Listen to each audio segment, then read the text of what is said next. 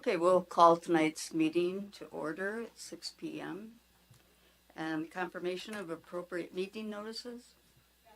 Okay, thank you, Jenny. I need approval of tonight's agenda. Motion to approve.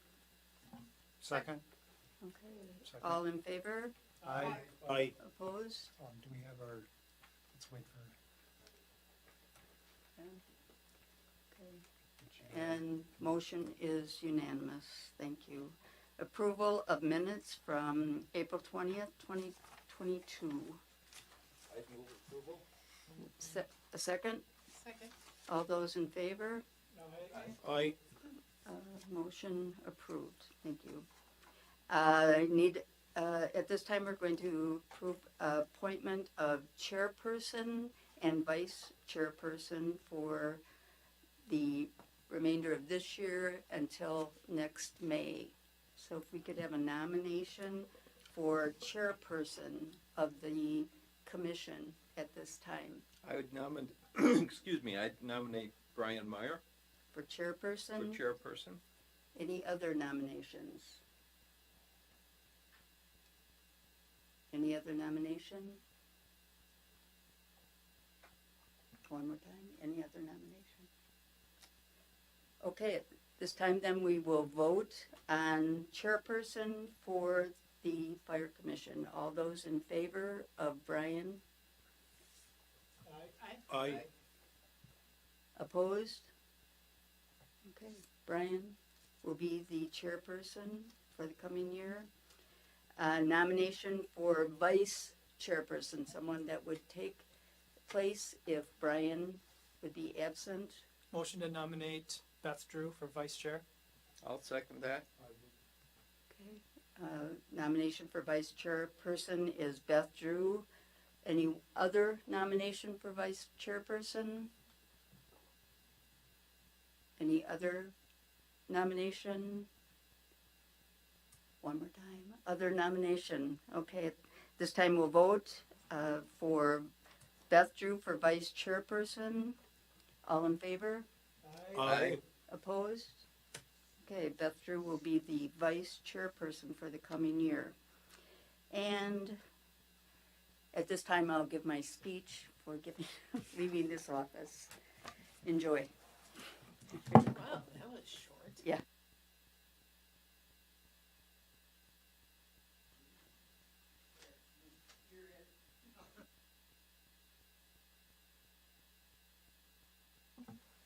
Moving on, item 5 on the agenda, public participation. Anything somebody wants to bring before the commission, not otherwise on the agenda?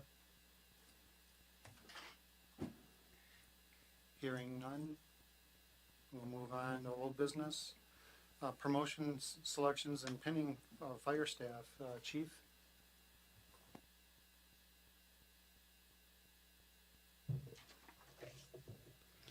Good evening, everyone, and thank you for coming for this wonderful thing.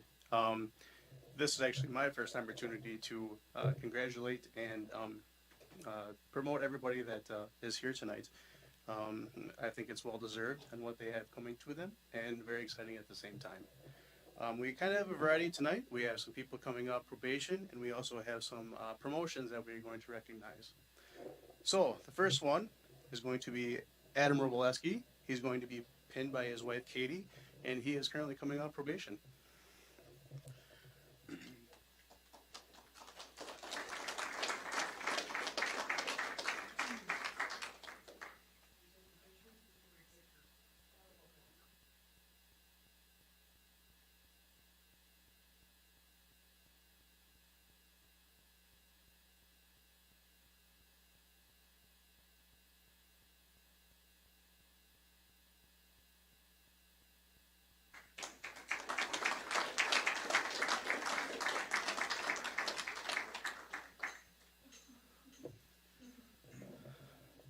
All right, our next person coming off probation will be Mr. Dalton Shea.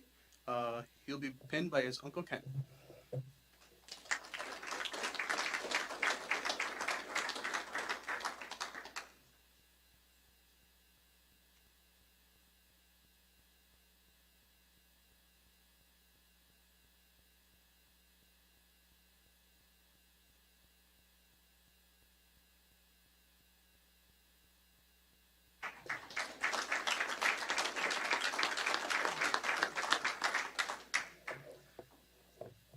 Next person will be Sylvia Nedmeyer. She is coming off probation and she's being pinned by her father, Craig.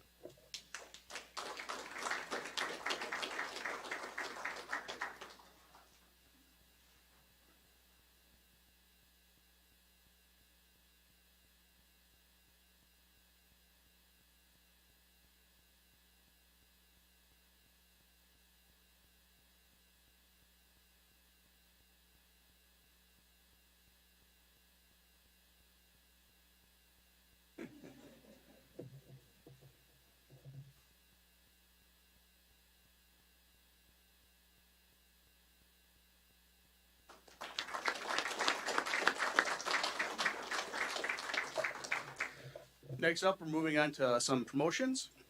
First promotion is going to Brandon Fry. Brandon Fry was promoted to lieutenant recently, and he's going to be pinned by his wife, Jessica.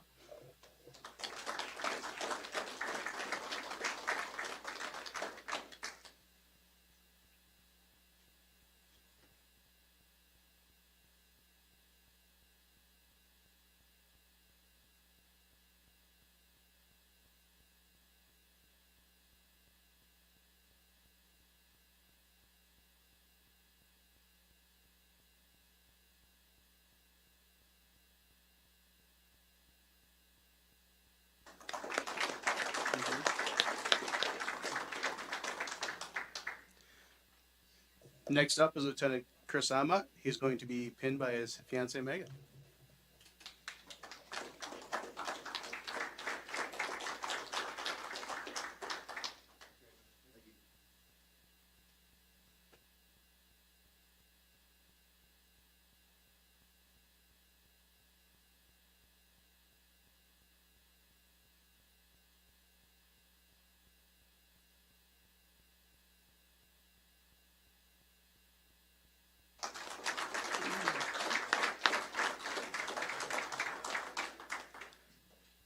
Next up is Derek Pankauskas. Derek was just promoted recently to lieutenant as well, pinning him his fiancee, Kaylee.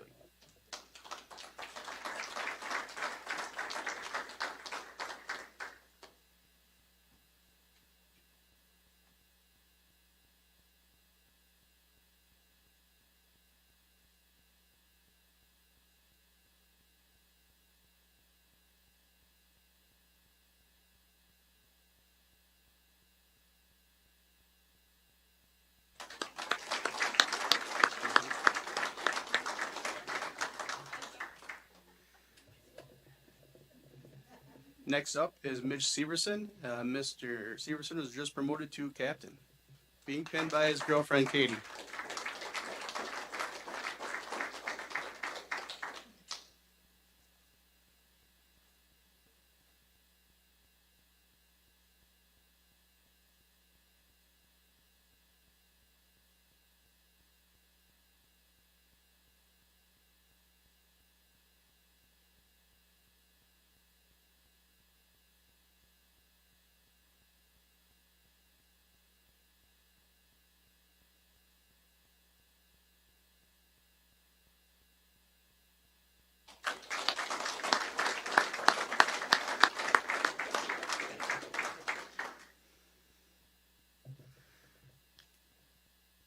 And again, I just want to thank all you for your hard work, dedication, and congratulations on your promotions and moving up from probation. Congratulations.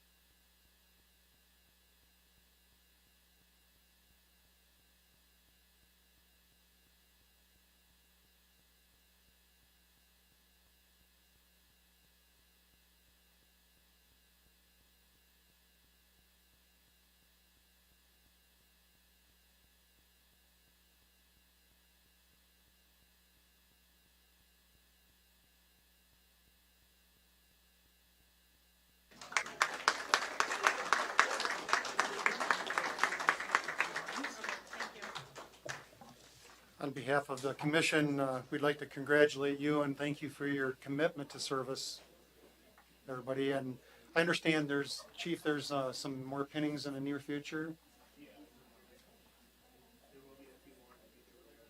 That one doesn't work. I don't know if you can slide over.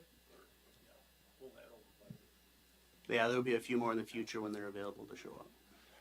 So yeah, we'd like to get more photos at that time if possible. I don't know if it's practical to get the whole group of recent people together at that time. That may not be practical, but it'd be nice to show our appreciation for everybody.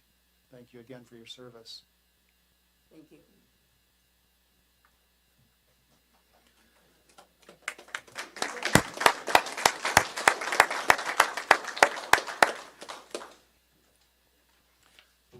We'll move on then in our agenda to 6B, an old business, update regarding the local 580 contract.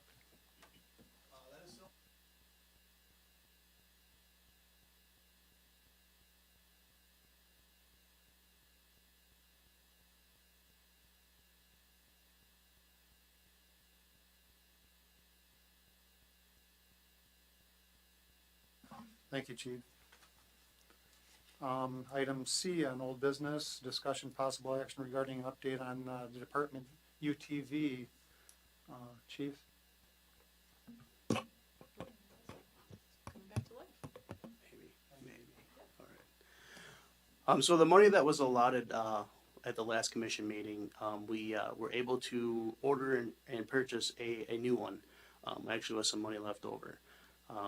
Unfortunately, with supply and demand, it is going to be a few months before we receive that, but it is ordered. How about on a trailer then? Have you figured anything out for an update on a trailer? Still working on that. So, and then we won't put the other one up for sale, obviously, until we have the other one ready to go. Thank you. Moving on to new business, 7A on our agenda, discussion of possible action regarding staffing update and salary proposals. Again, Chief. So I believe the some salary proposals were passed out to you a little bit ago.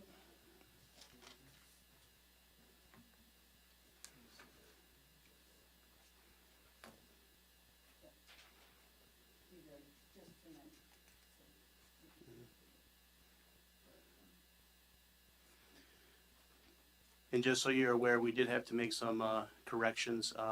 Me and Kelsey were able to look at this one more time after our meeting this morning, and we did find some things that we did have to correct. So with that, I have a little presentation for the Fire Commission tonight in regards to this.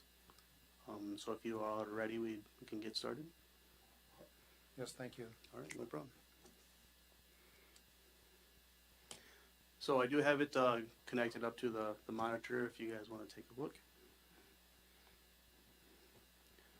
All right, so this evening, we're going to talk about a few things, mainly staffing difficulties, current wages, wage comparisons, proposed wages, and adding the possibility of adding 2 full-time positions. The reason for this presentation is to make employment of our fire department more attractive and more interesting to the new applicant and to help retention of our current employees. As talked about in previous meetings, almost every fire department in our area is hiring full-time and part-time employees, which is making it very tough for us to find applicants. With the recent and unfortunate resignation of one of our full-time firefighter paramedics, we are somewhat scrambling to fill those positions. So that's what this is mostly about. Current wages. Our current starting wage for a firefighter paramedic is $49,500. Part-time paramedic wage is $18 an hour, and our current part-time firefighter wage is $15.45. So just for some comparisons, I apologize for all of you if this is kind of hard to read from where you are. But as you can see, some of the comparisons are from fire departments in our area. In the ones that are highlighted red, or the numbers that are ahead of us, or what we are behind them as far as wage scale goes. For the first year, we are about third in line as far as wages go. In the second and third year, as you can see, or as you will see, we fall quite a bit farther behind. So the only one that we are actually tied with in the second year is Edgerton. We actually are pretty much dead even as far as what the wage scale goes for paramedic. I know that they are currently in talks with their board as far as upping the wages to also do the same thing as far as keeping it attractive for new applicants and keeping their current employees. I don't know if Mr. Meyer, if you have anything to add that you'd want to add with that. So relative to pay scale, wages, do you factor in as part of this, or do you recognize insurance compensation for those full-time? I know that Edgerton currently factors in some of that because they do pay for their insurance. The employee doesn't have to pay for anything. The same as for Milton. We pay their full-time insurance, No, they have a certain amount that they have to pay. so it's a copay Right. in here. And then in your comparison scales, of those, how many of those are like a copay or full insurance? To my knowledge, most of those departments up there, the employee has to pay a portion of their insurance. So it's Typically- fairly comparable to what we're doing right now. Typically in the region, it's a copay at this time. Correct. Yep. So as you can see, the farther that we go in through the years, it definitely makes it harder for us currently to keep our current employees. And as far as the third year goes, it even gets even bigger. Those numbers escalate as far as the other fire departments in our area. So again, it's a pretty big struggle for us to attract and keep our current employees. Any questions on the wage comparisons? Are you primarily looking at full-time employment? This is not referencing paid on premise? These particular comparisons are just full-time only. Yep. And at the paramedical level. I have a question. Mhm. When you look at pay comparisons, is there any way to ensure that the pay comparisons between Milton and Edgerton are prepared for any type of changes in structures, so that if the two join together, that we aren't, Sure. I mean, we're assuming that they're going to be similar if Correct. if Edgerton also is looking at raising theirs, but Correct. we don't know that for No, sure. we don't know those exact numbers from them yet. Yeah. I can only assume that it's going to be close. The brief discussions that I did have with Chief Pickering, I think they'll be fairly close. And then what he presented or what he is presenting for the future, I think it's fairly close to what's being presented tonight. So, and obviously, if we need to tweak the numbers a little bit, then that's what we'll have to do. I mean, I don't mind having to raise ours a little bit Mhm. to accommodate them, but I would hate to have it up there and find out somebody's going to cut Yeah. them after the fact. Correct. Well, in part of the union negotiations, full-timers would have to be transferred their equivalent wages. That was part of the contract that we're working. That's one of the important factors looking forward. If that does happen, that we have comparable or transferred wages. So they can't be offered lower essentially until, it's kind of a union contract Right. part. And that would go down through the rank, correct? Well, this is for full-time people. Right. What we're referencing now, but, I mean, wages aren't gonna go down any, so. Well, my point is, I wanna be sure we're treating the rank and file fairly as well. Sure. So, And that's what the proposed wage scale will do. After every 5 years, they get a certain percentage, and then there's also percent increases for qualifications, such as fire inspector, driver, officers for that matter. So it definitely makes it more attractive. That's for sure. So a couple of things, I've been attending, the Edgerton Fire Protection District Board meetings, their monthly meetings. And so this approach and this concept is comparable to what their interests are right now that they're discussing. So I anticipate that this is a very similar approach that they're taking for the time being. And I also wanted to be careful to say, these concepts presented tonight aren't intended to be or assumed to be the final word indefinitely. This is a step we're taking towards trying to address a lag in wages. So even though you might discuss, you know, the first year, second year, third year, and a 5-year impact, that doesn't necessarily mean we're committed to a 5-year plan. Right. This is a step towards addressing shortfall Right. in wages. Yeah, this is definitely a short-term fix for a long-term problem. Yeah, That's so for this, sure. this discussion will likely continue beyond this. Correct. And unfortunately, it's not just for fire departments, it's an, entire business world that's fighting for this, between wages and employees. So yeah, it's not just the fire service. Chief, could I ask a question? Absolutely. Off topic, but on topic. You had mentioned the position of fire inspector, and is that something that we're gonna continue to contract out for? Is that how we still have it, or is it because we just haven't filled the position, or what does that look like? Well, unfortunately, as of right now, it's something that we'll probably have to stay with for the time being, until we can, possibly find someone that is interested in doing that position again.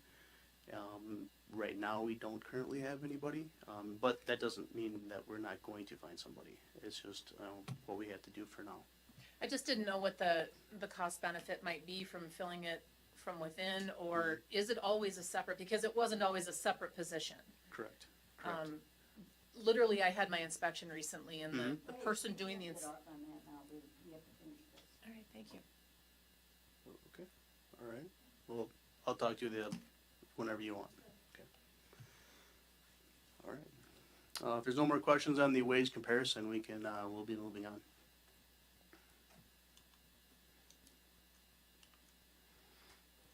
All right. So I have some proposals put together for us this evening to trying to get comparable, or at least in the middle of the surrounding departments. So the proposed starting wage for the full-time firefighter paramedic, I'm hoping that we could raise that up to $55,500. This annual salary, like I said, places our fire department in the middle of our surrounding departments. It doesn't put us at the bottom. It doesn't put us at the very top. So I didn't want to shoot for the stars, and then unfortunately, in a year or two from now, that we have to go to our firefighters and paramedics and say, we got to give you guys a pay cut because we can't afford it. So, like I said, I scaled the dollars back to make it hopefully something that we can continue for a long time. So at that starting wage, then the second year with a 2.3% increase for coming off probation, that puts us at $56,776. And then the third year, with a assuming 3% cost of living increase, would be approximately $58,480. And like I said, those numbers for those years puts us basically right in the middle of everybody else. So how does this affect our current employees? The proposed starting wage increase is approximately 14% increase for our new full-time paramedic positions. I'd also like to make the recommendation that we keep that increase for our current members to keep them interested and competitive. I also recommend that we match our surrounding departments for what we pay our part-time paramedics. Most of our surrounding departments are paying their paramedics approximately $20 an hour. We are currently at 18. So sometimes it is tough to get our part-time personnel to come and fill those spots when they can obviously make a little bit more money at other places. So I'd like to stay competitive with those numbers. Along with that, increasing our part-time firefighter and EMT positions to $16.25.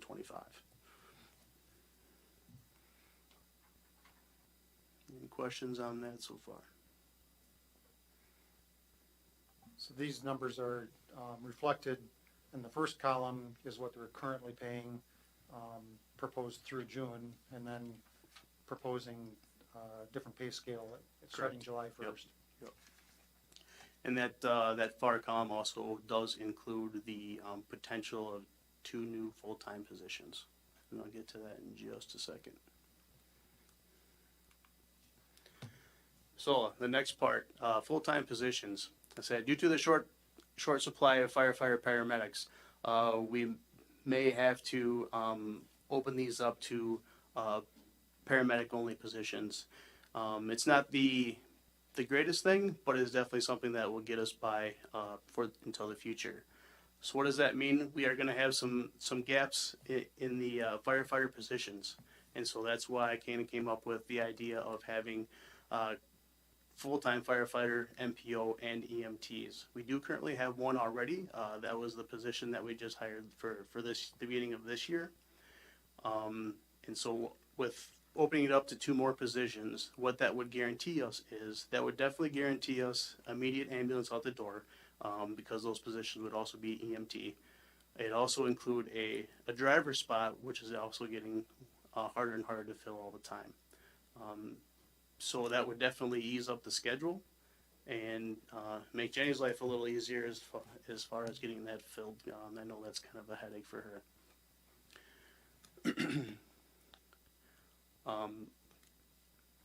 So any questions on that? I know it's a big ask, and we're going to have to go over some numbers here in a little bit, but anybody have any questions on this idea?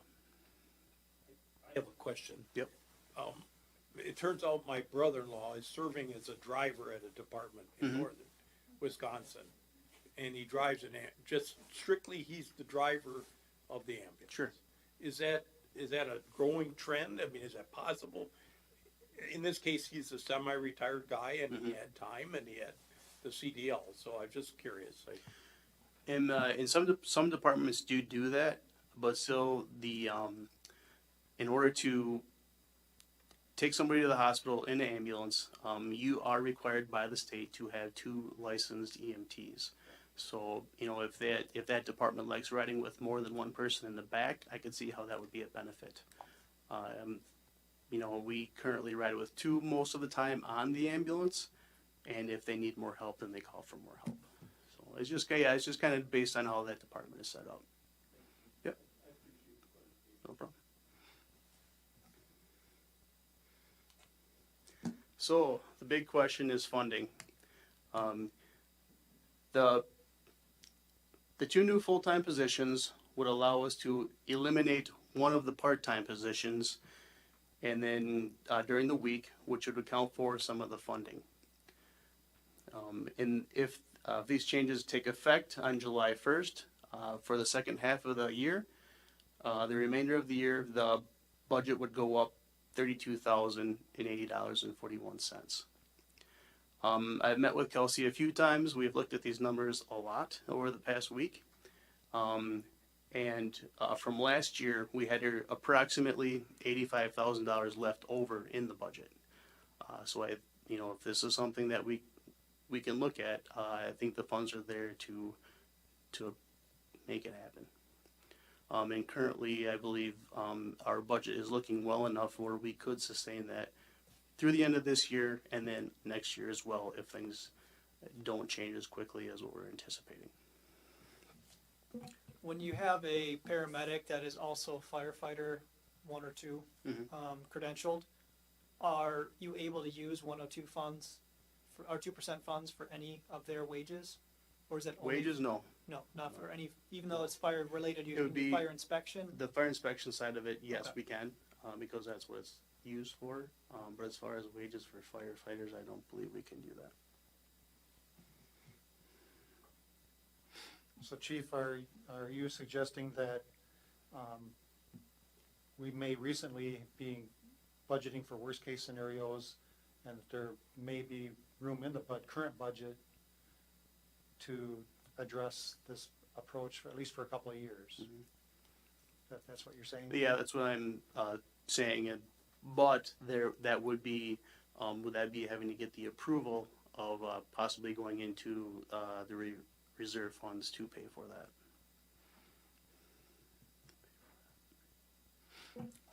Are you aware of anybody currently that is interested, that's part-time, that would be willing to apply for a full-time position where we'd hire in-house? Or would you be looking to Yeah, we Po- could po- definitely post hire, this. we could definitely fill that from the in-house, for sure. Perfect. Okay. And, you know, as quickly as we need to.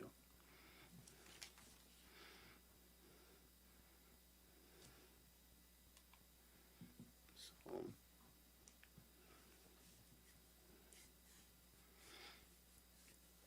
Any other discussion on this concept? and another thing that this would help with would be, you know, building the fire department for the future, you know, what's been talked about in the past. So for the end of this year, you said the number was 32,000. What was the actual number over budget? No, not over budget. Well, we would have to. It would be, Yeah, we would be over budget by It would be, 32,000. yep. How much? yeah. Correct. Yep, Yep. $32,080.41. $80. Okay. So you suggested that it may actually fit within the current budget and not bring us over budget. It would, but it would be pulled from the reserve. That's correct. That's correct. There was some corrections that we had to make since we met this morning. I would make a motion to approve the staffing update that was presented by Chief Parker to not exceed 33,000 from the reserve budget for the remainder of 2022. I'll second that. So motion by Teresa, seconded by John, to approve the current proposed staffing option. I just want a clarification on the motion. You said you were specifically describing the impact on 2022. Is this only a commitment for 2022, or is your intention that No, it's This just was- this is an describing the funding impact for the remainder of this year, because I think it may change for how it impacts the budget beyond that, but it would continue beyond that. So your intention on the motion is that this staffing option is, would be indefinitely approved pending another option proposal. Correct. That's how I understood it. That's how you understood your motion? Effective today or effective tomorrow?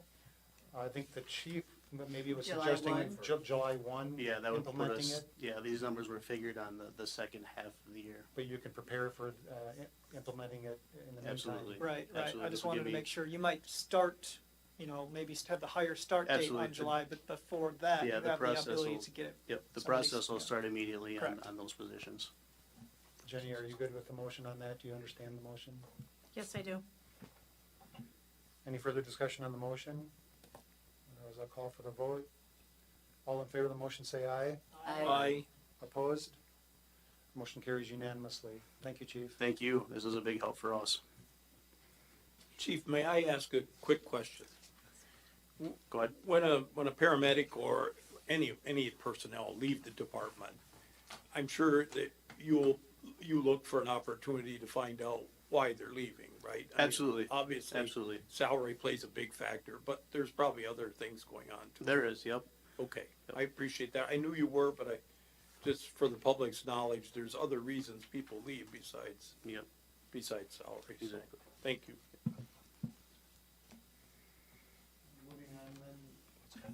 Item 7B on the agenda, discussion possible action regarding review and suggested revisions of the shared paramedic service MOU between the Edgerton Fire Protection District and the Milton Township, which has been reviewed recently by Attorney Brooks, the Commission's attorney. Any updates on that, Chief? As far as what, I'm sorry? We're just saying, is there any updates on the shared paramedic service MOU? Well, I sent out a colored version with the changes that she had suggested and pointed out to us. So I will tell you what they are in my color-coded format.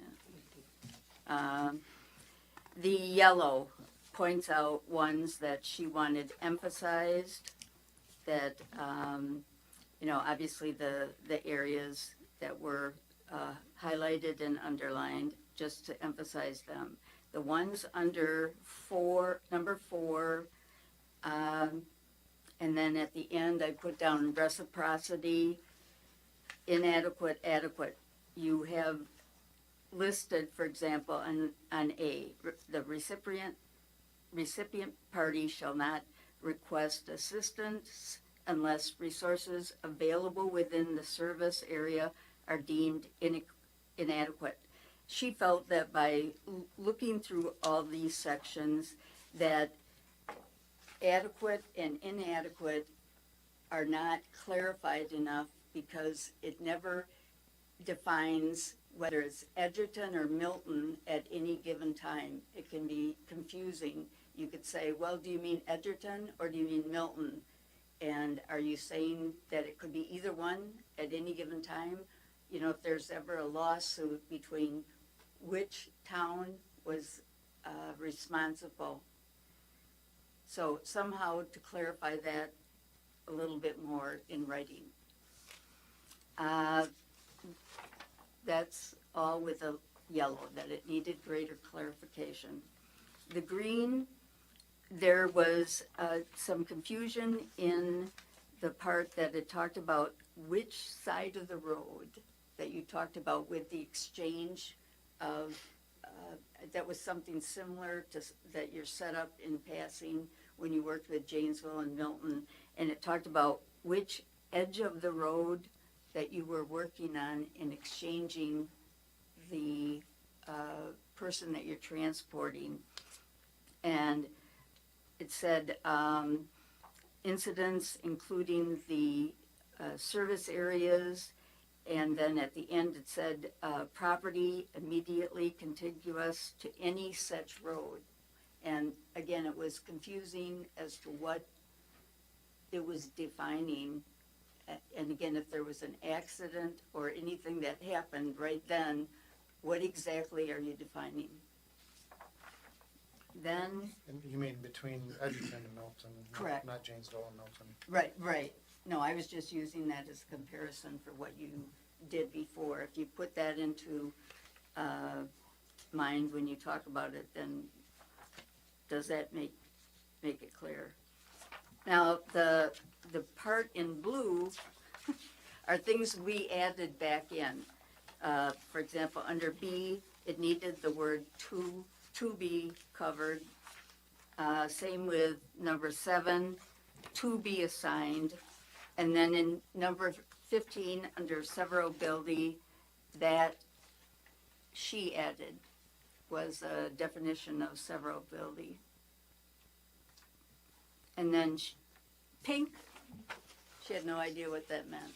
Labor, or loaded labor rate. Do you know what it means? Yeah. Yeah, when we transport, we have a base, and then we have loaded miles. So not only do you have your base rate, but patient is charged per mile. Okay. So it just depends on. It's just a term that we don't know. Okay. So that was it. But do you understand what I'm saying about the other things? Do you care? I mean, do you understand some of the questions? Okay, so if you want the colored copy. But that was it. There's really nothing to approve or anything, just that those things needed to be looked at, as well as what I had mentioned to Pete this morning, that once they get back information from the state. But we probably do need to consider authorizing to send this to Edgerton for their input on these mark notations. So I we, don't think that we can do that until we accept it. that's my point. Do you, at this point, do you want to recommend to Edgerton that with these amendments or notations, you want them to consider accepting this language?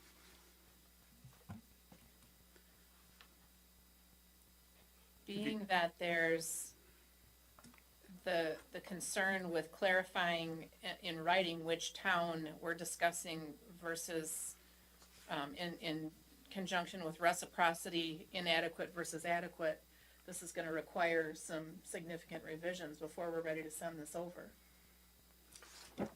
I would concur. I think it's a bit premature. I expressed my thoughts on it at last meeting, but I think that we should hold off for now. Well, I mean, I would be happy to sit down with Pete and whoever else he has to sit down and see if some of these could be modified. Okay, and then bring it back. All right. And if I could make a suggestion too, that we should probably look over the reimbursement portion. I know that they wanted to somewhat follow the MABUS response protocols. And in those protocols, each fire department does not charge each other if we do go and help them. So we maybe need to have some clarification on that, because I don't necessarily think we should be charging each other. Obviously, if our ambulance goes and takes, a patient for them, or if they come over here and take a patient for us, then they can, take care of the billing as far as that goes, and billing the patient for that call. Okay. So that's something that we may need clarified to make sure that the departments aren't billing each other. Okay. We can talk about that too then.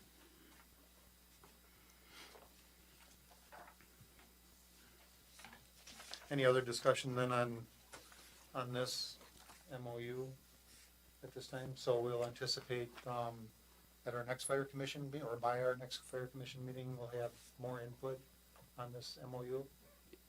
Memorandum of Understanding, Sure.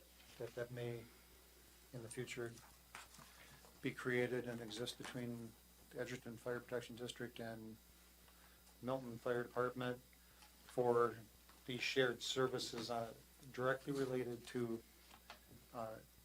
medical, EMS, paramedic.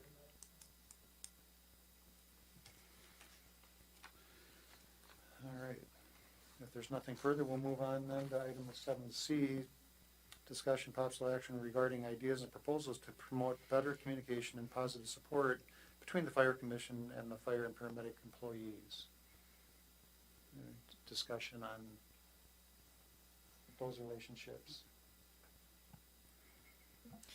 I know it's been a difficult road the past couple of years with the changes that have been in place. We went from having Milton Fire Department to then potentially working with Janesville, and then kind of going back to the way things were, and then also now working with Edgerton. So there's been a lot of moving parts and a lot of changes. So I can understand approachability is still really important to myself, and I believe it's equally important for the commission to have as much information as possible, and that comes from everyone's opinions about how we do things, right?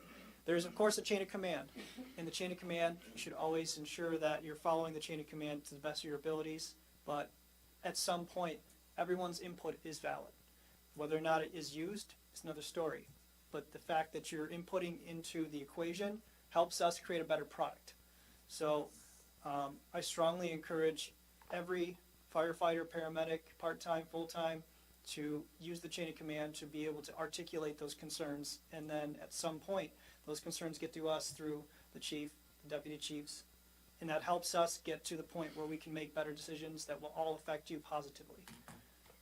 Biggest thing is about taking care between safety and your benefits and making sure we can give you the best of both worlds. Of course, the taxpayer is ultimately footing the bill, so it's got to be a fine balance between offering you as much as we can so that you can in return provide the best service that you can possibly provide. But we still need to be fiscally responsible and know that the taxpayers have to pay that bill at the end of the day. So we have to make sure that it's a good balance. I think going forward with the staff meetings that have been taking place have been a really good way to communicate a lot of information, where the town chair and the mayor and the administrator and the chair of the fire commission get to sit down with the officers and discuss some of the things that have been going on in the department and find ways to improve the department's operations and offer incentives. So I think that that's been going really well so far. A lot of those ideas make their way to the commission. I don't want people to be discouraged about asking questions, because questions offer solutions. We can't find a solution if we don't have a question to find a solution to. So I encourage people to ask questions, be involved, and come to meetings prepared to listen, and when needed, asking questions through your chain of command and helping create that dialogue. So that's what I have to say. So yeah, we've had several staff meetings this year. Teresa and I, some 3 years ago or so, had a few informal staff meetings too, directed by the commission to try to discuss things that the staff might want to bring to us in those meetings.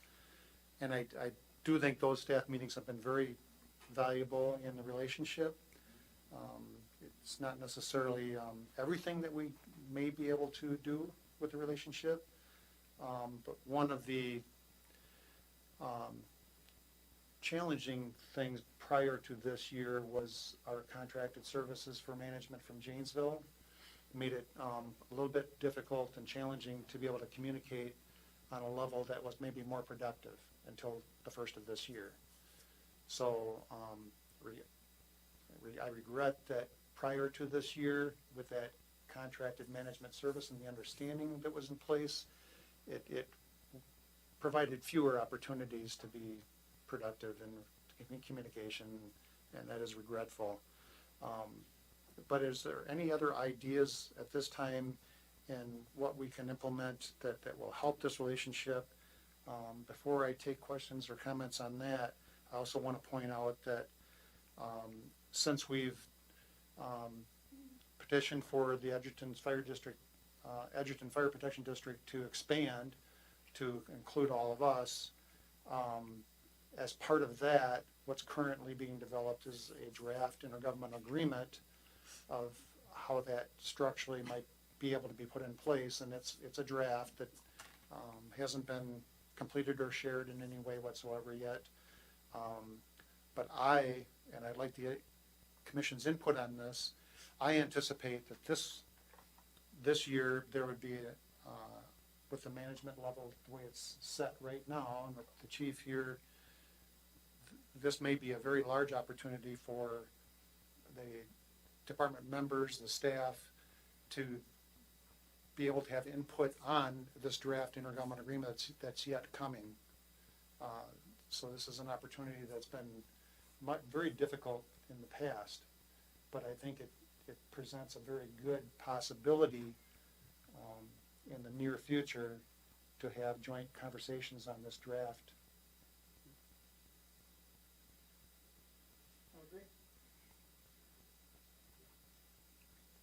I know that the fire department itself would appreciate that. We have a extensive amount of knowledge between us, and we would definitely be interested in sharing thoughts and concerns, things that need to be looked at for the future.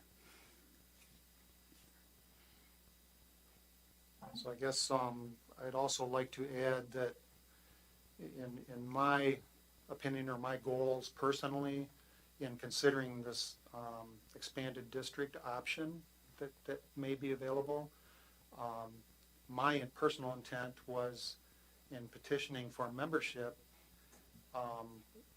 It's like a job application. You're waiting for the job offer, and the intergovernmental agreement is the basis of that. So by talking with them, looking for what a relationship might look like, the intergovernmental agreement yet to come is really that's the meat of the discussion and how that might be pieced together or not be acceptable. But that's a very valuable part of this process, and I think it would be appropriate to have as much input on that as possible. I would have to agree with you on that. Any comments that people here want to make? But you have to put the microphone or it won't be heard. Anybody have any input? Chris?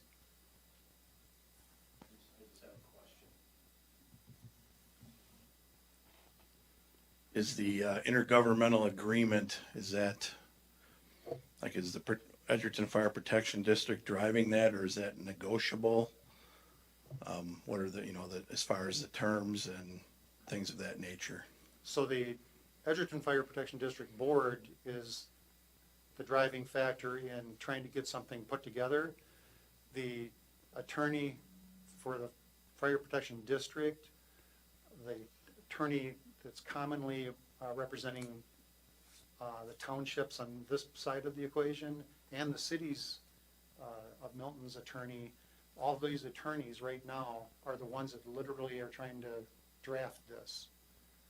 And then when they create a draft, that the intent is that they will come up with something that seems to represent what they understand the needs and desires are. And then it's up for review once they think, okay, now we think the municipality should look at this and have input on it. So I don't know if I've answered your question well, but it's in the attorney's hands now to draft something that is intended to be fully reviewed. Okay, thanks. If I may, so to kind of caveat, Edgerton already had the outline of how they operate. The initial impression was we would have to accept those conditions of how they already operate. We can't just go in and say, all right, we're going to start changing up the structure and integrity of what you've already built. So one of the early discussions was, well, if you're interested, you're going to accept what we already have in place and you'll just fall in and join this organization. So a lot of what's there is not necessarily negotiable, but it's a lot more on firm ground than soft ground. It's something that may be up for discussion at some point, but initially was presented as the terms of the agreement.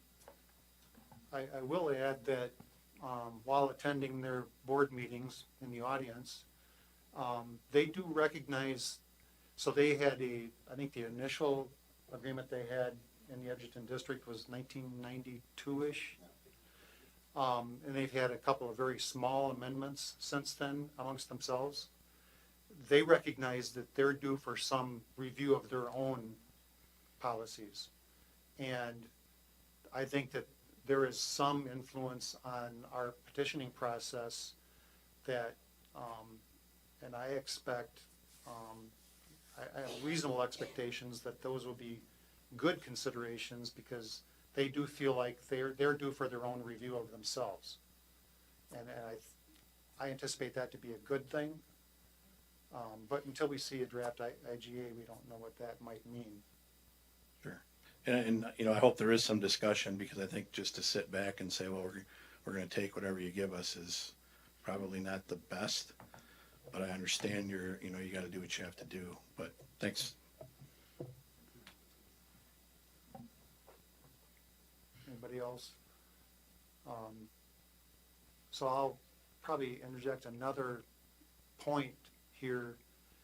To this point, there hasn't been like a negotiation process. And if there ever is a negotiation process, this near future intergovernmental agreement, that's where that will be. That's where negotiations are meaningful, appropriate, and it's time for it. Now that district feels that there's, they feel there's a value in this, and so they want to make an effort to put something together and see if it makes sense for everybody. And we're talking about 10 municipalities. So this is really where the opportunity is to, quote unquote, have some form of a negotiation. We're probably haven't had that opportunity in this process yet to do that.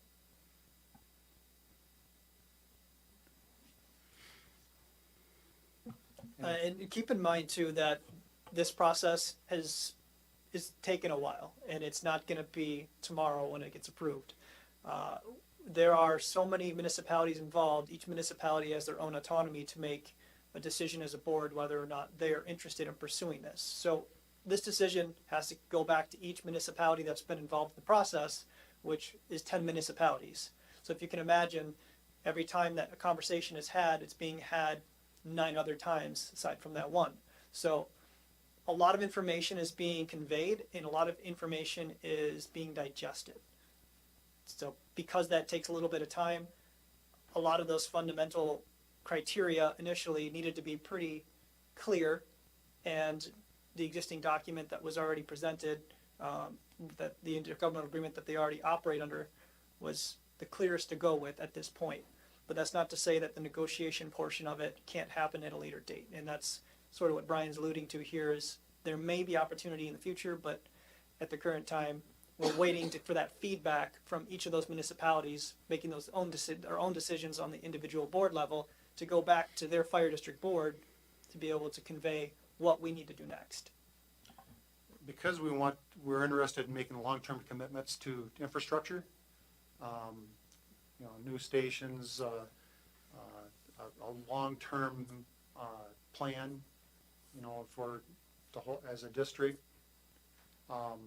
We have a timeline that we're trying to meet, and to meet that timeline, that the desirable timeline to build infrastructure when we'd like to build it, implement it, and be able to tell everybody that we have this long-term plan in place finally. If it ever gets to that point, I'm telling you that there's a lot of work to do by July or August. So there's a lot of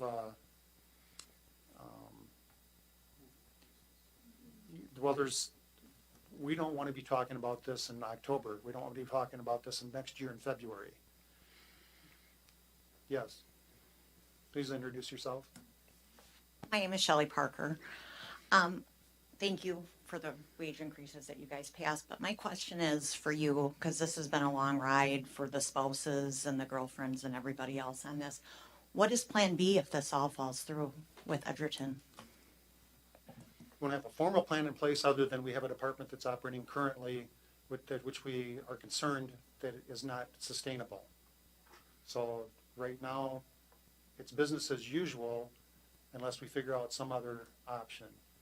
Okay. And what we've explored or attempted to explore other options for quite some time now, actually for a couple decades when it comes right down to it, with different staffing models and the management services, shared services with Janesville was an attempt to try other models.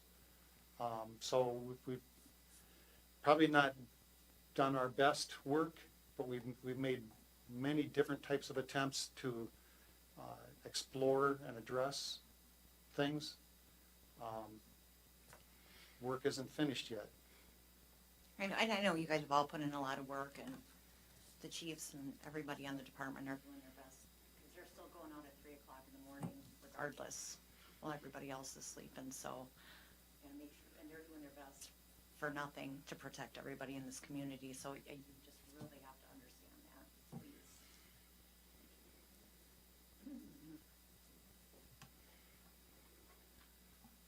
Any other discussion on this topic?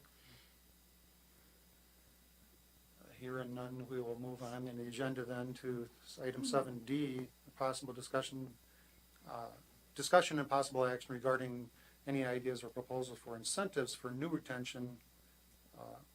employees or retention of current employees. So we've had some discussion on salary and wages. There's been some discussion at some level on benefits. We've explored that. Current negotiations with the union. But any other ideas, concepts, or discussion on retention and new employees? Yeah, so this is one item that I would like posted on the agenda as of last month. And one thing that I talked with Chief Parker about that may be of great value to the department and value to those that are interested in pursuing a paramedic degree would be to offer an incentive that pays for the training required to achieve a credential for a paramedic. So this would be offered for people seeking full-time, and the criteria for that would be anyone that is currently in the department or seeking to join the department would have an opportunity to be a non-paramedic level, so either basic EMT or advanced, and be offered a grant essentially to pay for the schooling needed to go to Blackhawk Tech and get credentialed for their paramedic. And I would like to try to allocate money for that.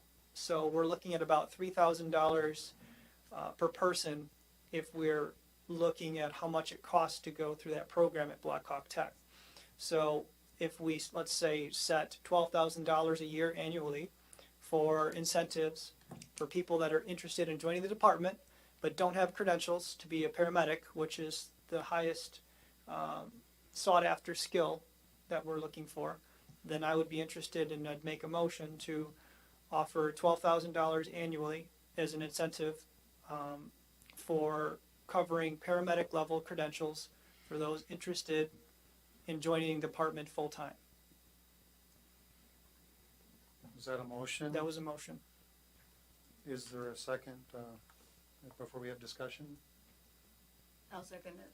So, motion by John, seconded by Teresa, to dedicate $12,000 annually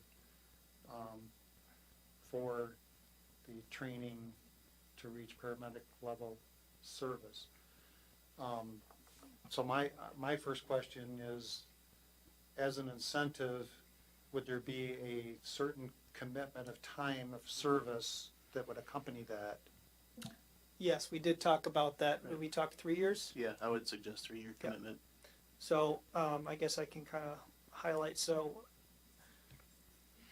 the 12,000 would approximately cover 4 people. If they were needing to be hiring 4 full-time people in that time frame, they would be able to cover the cost of training for 4. I don't perceive that we're going to use all that money in 1 year, but we have the opportunity. The 3-year commitment would be you would join the department, and at the end of your training, completion of training, not the start of the training, would begin the 3-year obligation of service while working at the Milton Fire Department. And in that time, you'd be offered full-time benefits like any other full-timer would, but you are not having to pay all that out of pocket, all that paramedic cost. So And if I was a person who left after 2 years, what would you propose as a way of dealing with that? they would have to pay back this initial $3,000 or equivalent costs for paramedic training. So would that be a challenge on how to recoup that incentive that would be lost? I mean, potentially, but, you know, if we have a contract, a written contract with that individual, I think there's definitely ways to recoup that if need be. Would it be appropriate to amend the motion to include the 3-year incentive at the completion of training? So moved. Motion by John, Second to the amendment. okay, and a second? May I ask another question? Yes. This would be different than maybe is being offered around the area, correct? Yeah, I don't know if everyone offers something like this, that's for sure. It's going to take a combination of a lot of great ideas in order to make this work, between increasing wages, offering unique benefits that are unique to this department. There's a really good combination of potential to allow people to start careers here and retain careers here. And that's the ultimate goal, is not just getting new people, but retaining those people and having that knowledge in-house to be able to continue to train and work with and educate and mentor new firefighters, new EMS, new paramedics as they come on the force. So I think it's going to be a huge benefit to the future youth that are in high school and in college that are having a hard time being able to justify their education. I don't want that to be a burden, and it's a relatively low cost for us to ensure that it's a big benefit for them. Do we have any members currently that are getting education for paramedic level service? We do have 1 or 2 that are in the process of applying for paramedic school in the fall. But they, Is in right now, in school. yeah, so one of my point was, do we recognize those that are actively pursuing that currently? That was gonna be a question of mine as well, but I feel that we already have members that are potentially interested, and we should figure that out. Well, I believe this is a pretty easy question to answer. The answer would be yes. If we approve this motion, then it would go into effect immediately. And if that person is interested in full-time employment, then they would be eligible, as long as they, are willing to do a 3-year commitment to the Milton Fire Department. I just wanted to clarify those, to those who are listening and for the chief's sake, to make it clear that this is an opportunity somebody can seize in the moment. And it would be paid after they complete the program, correct? It depends on how it works. Right. Do you have to pay ahead of time for the training? I believe so, yes. So Yep. it would be, we would pay up front for it, but they would have to sign the obligation prior to going through the program and paying up front those costs. The one thing I think we need to be careful with is the tying it to a full-time position. We may have people that are wanting to go to paramedic school, and we might not have a full-time position open for them. So I don't know if we can tie that to this idea. I appreciate that, and I would agree that Right. if there's any way that we can sort this through, because I think it's imperative that they would still be able to repay it, maybe at a different level, but at the same time, having that type of licensure is gold. So my reasoning by using full-time employment is because obviously that's something that we need at this moment. We're going to need to fill those positions. So it's one more incentive to fill those positions. If we offer it to part-time and all of a sudden now within the first month of January, all full 4 scholarships have been given, and now all of a sudden in July, a full-time position opens and we need to be able to fill that position, we don't have any more grant money for the rest of the year to be able to fund that. So the concern is that, the most important position right now is having that paramedic position filled. I think that the full-time portion of that is important. Whether we want to split it between 2 full-time and 2 part-time, then we have a little bit more fluidity there. Here's a naive question. What's the difference between 2 part-time equaling a full-time? So I guess it'd be availability. Full-time, because full-time you have obligation between the contract that you sign plus the union benefits that you receive. So you're protected by the union with whatever criteria that they have. So to me, that's definitely easier to, I don't know how to explain that. Full-time is different than part-time, right? So you're full-time. It is, but I never want to look at a part-time person differently when they have the desire to be part of our department as well. Sure. For the sake of discussion, what if from this point forward, somebody continues their education, becomes paramedic level service, and maybe is part-time, but eventually steps into a full-time position? From this point forward, maybe there's an incentive or a bonus where that $3,000 would be applied as an incentive if they are interested in a future date becoming full-time, where they'd already been trained and been part-time paramedic level as a result of this decision. Well, I guess then you can start looking at a couple other options that would affect that. If you have someone that completed their paramedic cert 10 years ago and now they want to be reimbursed because now they're moving into a full-time position, that kind of creates a little bit of, okay, well, where do we draw the line? What is considered, you've paid back your educational debt and it's now, where does that incentive lie? So my goal with this incentive is to provide people that want to get an education that don't already have it. Well, and That's I my want goal. to call attention to a potential barrier as well for those that potentially can't afford it. So having this as an option is key as well. So We could deal with it at this level, but we can also consider future things for part-time people.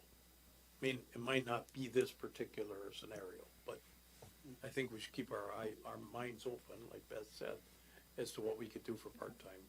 Well, one of the solutions would be to take and split it half and half. So you offer 2 scholarships for part-time and 2 for full-time.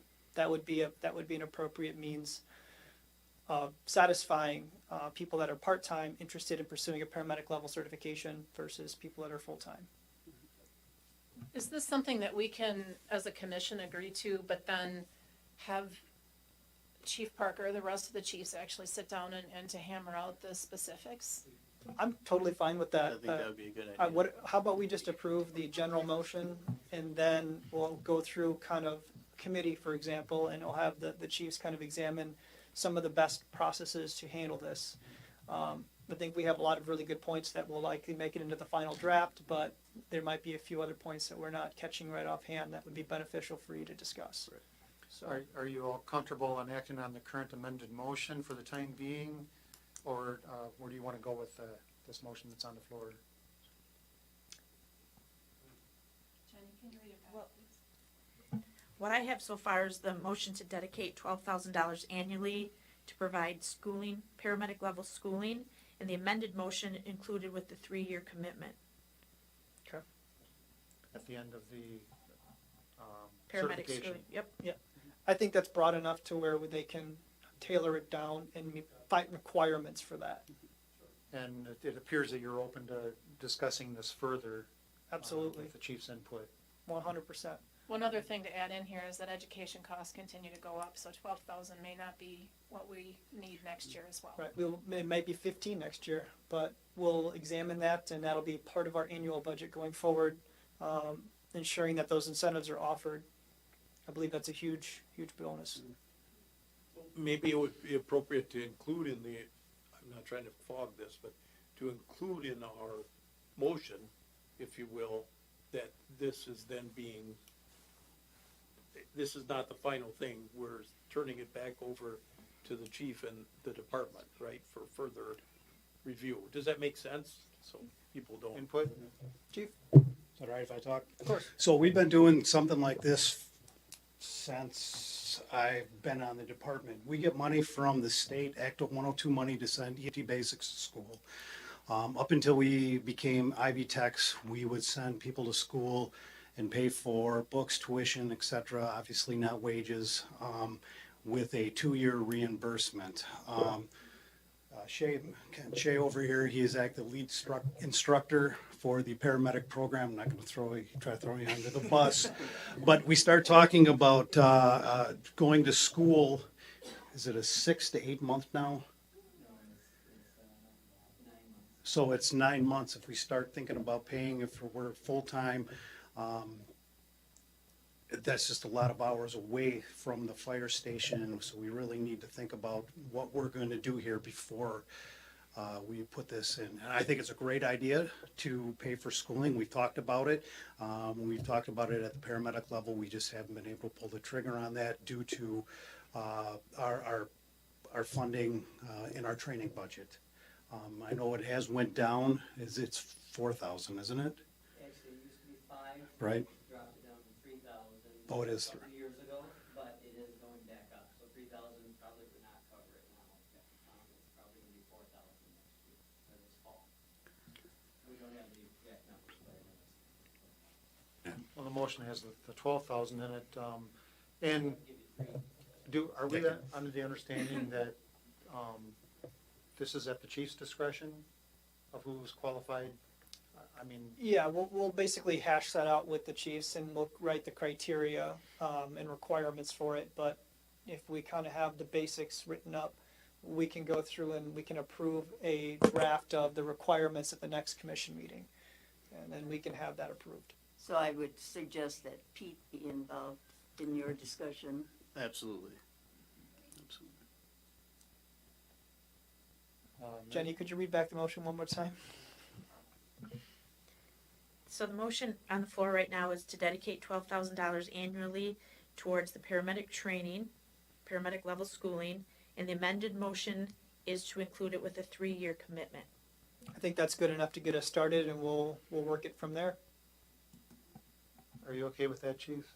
I am, yep. And those assumptions? Yep, and we'll get those recommendations to you as soon as we can. If there's no further discussion, I'll call for the vote on the amended motion. All in favor, say aye. Aye. Opposed? Motion carried unanimously. Thank you very much.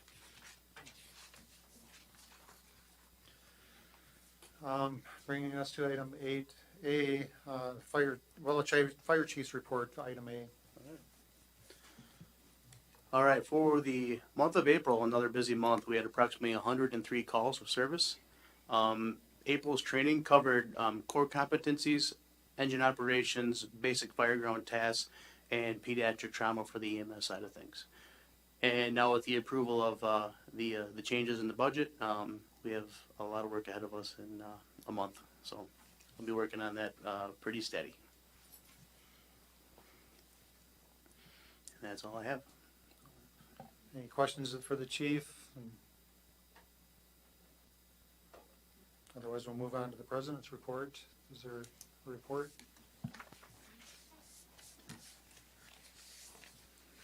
Thank you all for coming.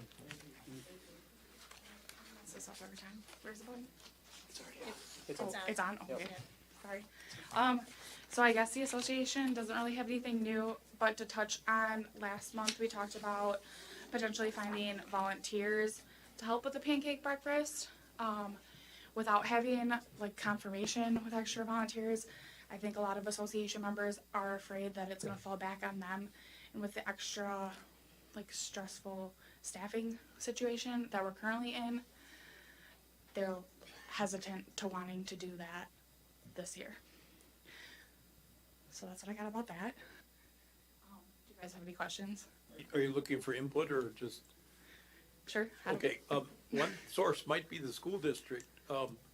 They have to, for their silver cord for graduation, students have to provide so many hours of community service. Sure. I mean, they could serve and. We have done that in the past, and we've, Yeah. some years we've gotten no students, and some we've got like one. Oh, okay, I didn't know. I know they do a lot of, or the high school students will call throughout the year when they need community service hours. So I don't know if that takes away from it. They call and come down to the station and do other sorts. So that's a good thought though. Yeah. Yeah. That's probably great for people handing out butter and pancakes, but I know that this, staff would still has to manage the whole event. Right. So I get Yeah. that. Yeah. Another source might be the gathering place. A lot of seniors like myself are looking for opportunities to make a difference, and Sure. that might be a possibility. You get 3 or 4 people from there, and I'm just throwing out ideas. Okay. Yeah. I guess we can keep it's normally in October that we do it, right? Okay, that's what I thought. I guess we can keep looking into it and see as time gets closer if we think. But as of right now, it sounds like it would just be an extra stressful thing for the select people that are working at the fire department, so. How many people do you need roughly? Do you know or not? I mean, I'm just curious. Yeah. Yeah, about 30. Okay. And right now, Yeah. I would say, how many people do we have like working regular shift? Probably half of that. 12. We probably have about 12 people that fill 24/7. Well, you got 6 people right here. So, sure. Okay, well, we appreciate that. And I will continue to talk to the association and see if we can come up with anything as well. So, I think the commission's point here is that we want to encourage opportunities to be able to work with the public and the citizens and have that face-to-face contact as a good rapport with the community. So I think the initial point is we don't want to discourage it. So I know it's always been a volunteer effort, and there's been a lot of work that goes into it. We just don't want to discourage it. sure. Okay. Well, thank you. I don't know if I already said it before, but I know that the Boy Scouts have kind of changed theirs to a drive-in, and because they already have a wealth of hands-on volunteers, that might be my suggestion, is if we're really going to look to tying into the community and getting out there as much as possible, many hands might make light work, so I can put you in touch with a Boy Scout troop in particular that's spearheaded one. That's a great idea. Thank you, Beth. Just quick, tap into the school parent groups, Okay. because it's such a family-friendly event. I think that if you tapped into those, you might be able to get some great volunteers too. Okay. That was good too. Okay, well, I think that's it, and then, we will touch back on that and see where it goes. Anything else, Jessica? I don't think so at this time, nope. We're gonna have a meeting on Monday, the association to vote on some things, but other than that, nothing new. I guess I'd say, please feel free to suggest an alternative to what's been done traditionally. I think the point is somehow getting department members and the community in contact with each other. And so if there's some other alternative kind of event, toss some ideas our way and see what we can do. Okay. And truthfully, we understand, everybody is exhausted, and we get it. Unfortunately, right now especially, with all of these big decisions in front of us, somehow we have to find the energy, so. But yes, just saying. Well, I will definitely touch back. I think one day will be a great time to see if anybody else has any other ideas or suggestions to be involved with the community. If the pancake breakfast is for something that they really just for sure don't see happening, and then see if there's any other suggestions to get community involvement. I'll let you guys know. Well, the days of the street dance and beer tent are over with, right? Yes, yeah. Yeah. Yeah, let's bring back the junction function. Oh, yes.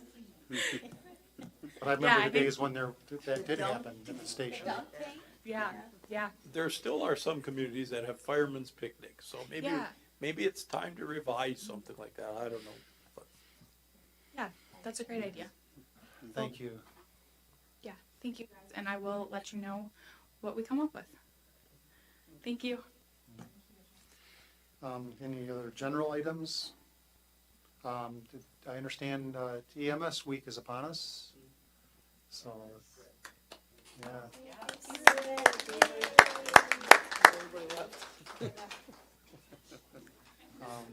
Any other general items?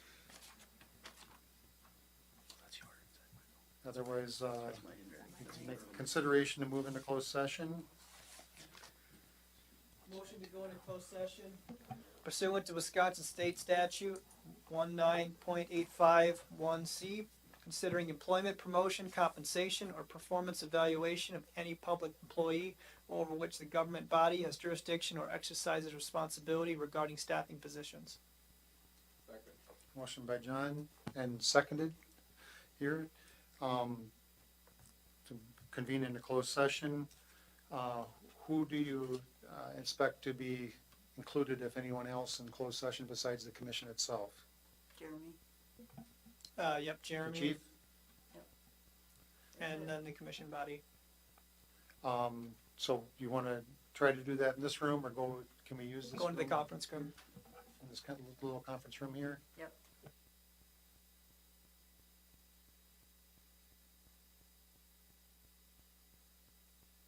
Well, I'm sorry, on the motion to convene in closed session, all in favor, say aye. Aye. Opposed? Motion carried.